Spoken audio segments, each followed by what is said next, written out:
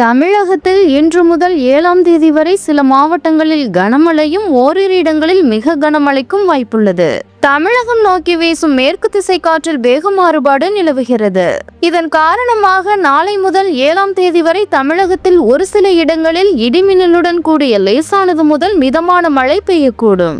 இன்று டெல்டா மாவட்டங்களான தஞ்சாவூர், திருவாரூர், நாகப்பட்டினம், மயிலாடுதுறை, புதுக்கோட்டை மற்றும் கடலூர், விழுப்புரம், அரியலூர் மாவட்டங்களில் ஓரிரு இடங்களில் கனமழைக்கு வாய்ப்புள்ளது.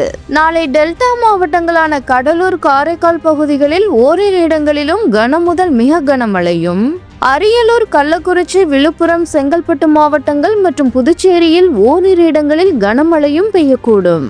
4ஆம் தேதி கடலூர், கள்ளக்குறிச்சி, மயிலாடுதுறை மாவட்டங்களில் ஓரிரு இடங்களில் கன முதல் மிக கனமழையும், தஞ்சாவூர், திருவாரூர், நாகப்பட்டினம், புதுக்கோட்டை, அரியலூர், பெரம்பலூர், விழுப்புரம், திருவண்ணாமலை, காஞ்சிபுரம், செங்கல்பட்டு, நீலகிரி மாவட்டங்கள், கோவை மாவட்டத்தின் மலைப்பகுதிகள் மற்றும் காரைக்காலில் ஓரிரு இடங்களில் கனமழையும் பெய்ய வாய்ப்புள்ளது. 5ஆம் தேதி நீலகிரி, கோவை மாவட்டங்களின் மலைப்பகுதிகளில் ஓரிரு இடங்களில் கன முதல் மிக கனமழையும், தஞ்சாவூர், திருவாரூர், நாகப்பட்டினம், மயிலாடுதுறை, கடலூர், அரியலூர், கள்ளக்குறிச்சி, விழுப்புரம், திருவண்ணாமலை, செங்கல்பட்டு, காஞ்சிபுரம் மாவட்டங்கள் மற்றும் புதுச்சேரி, காரைக்கால் பகுதிகளிலும் கனமழை பெய்யக்கூடும்.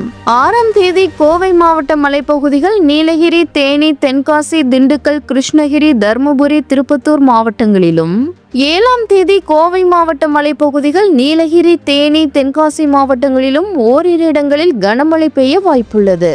சென்னை மற்றும் புறநகர் பகுதிகளில் நாளை வானம் ஓரளவு மேகமூட்டத்துடன் காணப்படும். நகரின் ஒரு சில பகுதிகளில் இடிமின்னலுடன் கூடிய லேசானது அல்லது மிதமான மழை பெய்யக்கூடும். தென் தமிழக கடலோர பகுதிகள், மன்னார் வளைகுடா மற்றும் குமரிக்கடல் பகுதிகளில் நாளை முதல் 5ஆம் தேதி வரை சூறாவளி காற்று மணிக்கு 40 முதல் 50 கிலோமீட்டர் வேகத்திலும் இடையிடையே 60 கிலோமீட்டர் வேகத்திலும் வீசக்கூடும் என்பதால் மீனவர்கள் கடலுக்கு செல்ல வேண்டாம் என எச்சரிக்கை விடுக்கப்பட்டுள்ளது.